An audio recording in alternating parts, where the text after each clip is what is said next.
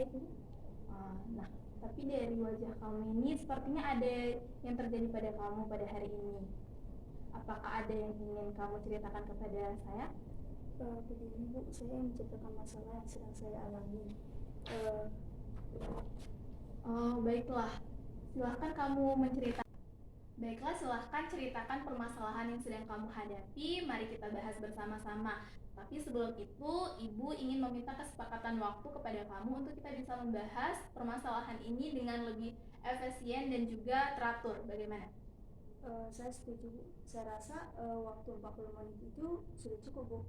Tapi saya meminta agar eh, bisa merahasiakan permasalahan ini. Baiklah, kamu tidak perlu khawatir. Di sini pastinya Ibu akan menjaga kerahasiaan kamu. Karena di dalam konseling ini tentunya ada terdapat kode etik yang harus Ibu junjung tinggi. Jadi kamu tidak perlu ragu untuk bisa mengutarakan permasalahan yang sedang kamu alami. Baiklah Bu, saya lega mendengarnya. Semoga bisa ditemukan jalan keluar untuk masalah saya ini Bu. Nah, baiklah kalau begitu, silahkan kamu mulai ceritakan kepada Ibu apa yang terjadi, apa yang sedang kamu hadapi. Jadi begini Bu, saya merasa akhir-akhir ini saya merasa aneh dengan teman-teman saya Bu. Aneh bagaimana maksudnya? Aneh sekali Bu, semua teman-teman saya seperti menjauhi saya Bu. Padahal saya tidak pernah melakukan salah kepada mereka. Saya selalu baik pada mereka. Bahkan kalau saya minta tolong pun saya memberi imbalan kepada mereka. Jadi bolehkah Ibu bertanya, sudah berapa lama hal ini terjadi? Sudah lama sekali sih Bu. Tapi puncaknya pada akhir-akhir ini Bu. Saya seperti dikucilkan oleh teman-teman saya. Saya tidak tahu apa salah saya. Setiap saya bertanya kepada mereka tentang apa salah saya, semuanya tidak mau menjawab Bu. Mereka hanya cuek dan membiarkan saya seperti itu. Oh begitu. Maksudnya dikucilkan ini bagaimana ya?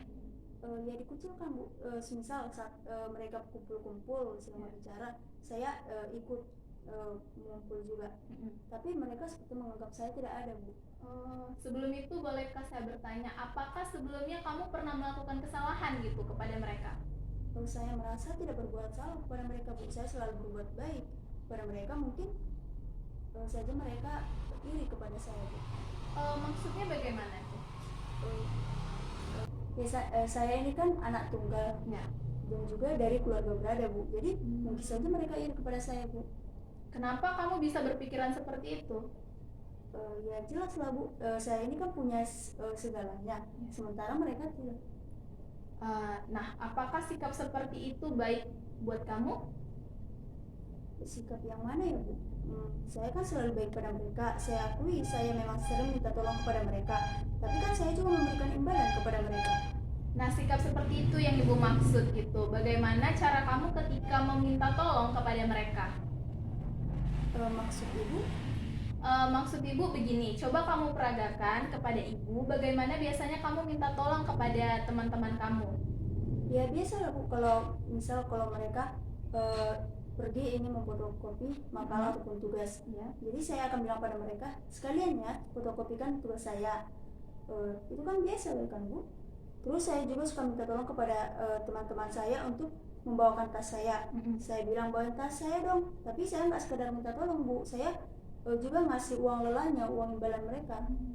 Nah, apakah seperti itu yang kamu maksud dengan minta tolong? Di rumah juga saya seperti itu Bu, minta tolong.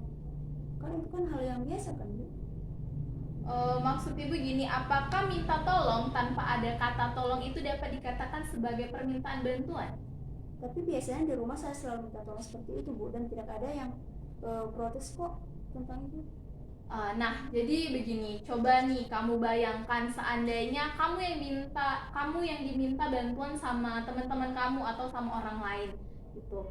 Misalnya orang lain ini meminta bantuan untuk kamu membawakan tasnya, lalu orang tersebut itu bilangnya gini ke kamu, Natali, bawain tasku dong. Nah, apakah kamu mau menolongnya?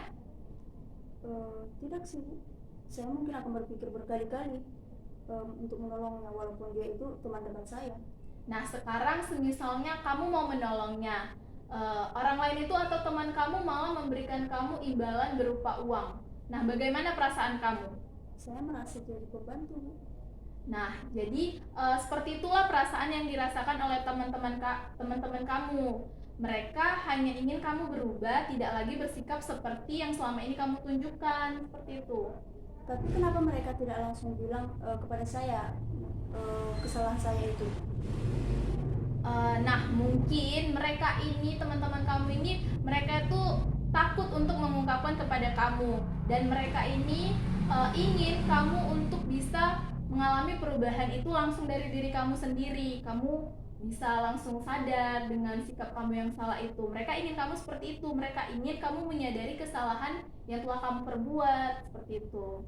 Jadi apa yang harus saya rubah, Bu, dari diri saya? Nah, jadi Ibu pikir yang harus kita mulai dari hal yang paling sederhana. Kita mulai dari hal yang paling sederhana itu. Ibu contohkan misalnya dengan menyisipkan kata tolong ketika kita meminta bantuan kepada orang lain. Nah, jadi sekarang Ibu contohkan kita akan meminta tolong untuk memfotokopikan makalah kamu, seperti itu, kepada teman kamu yang namanya Lulu. Jadi kamu bisa minta tolongnya tuh seperti ini, atau bisa berkata seperti ini, Lulu tolong fotokopikan makalahnya satu untuk saya, begitu. Nah, karena ibu sudah memperagakannya, jadi sekarang coba kamu peragakan. Semisalnya ibu ini adalah teman kamu, dan kamu ingin ibu membantu kamu untuk mengembalikan buku di perpustakaan yang kamu pinjam. Nah, bagaimana cara kamu untuk meminta bantuan kepada ibu? Gimana ya, Bu? Saya misalkan ibu adalah teman saya yang bernama Rani. Saya akan mengatakan seperti ini. Ran, saya tidak sempat ke perpustakaan hari ini. Saya minta tolong untuk kembalikan buku saya ini ke perpustakaan. Apakah bisa?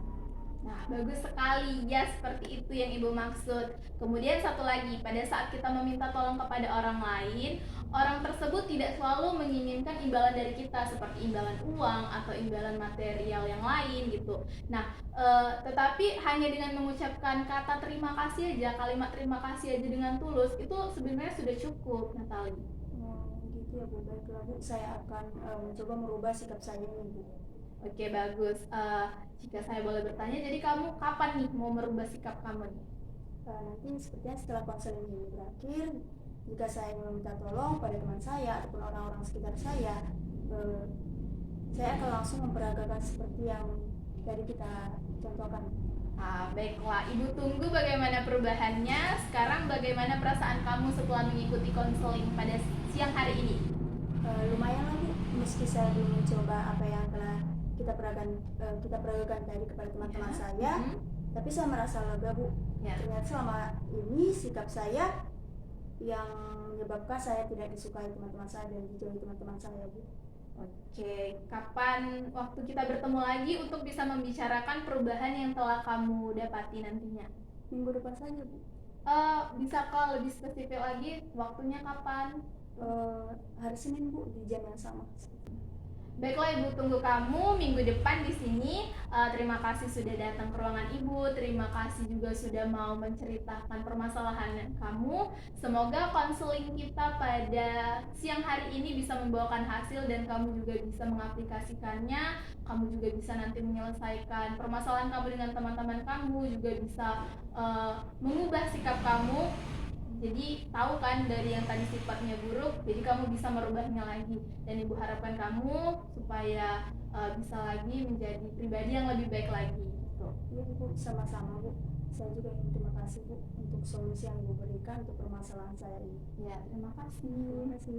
Silakan, Bu. Ya, silahkan.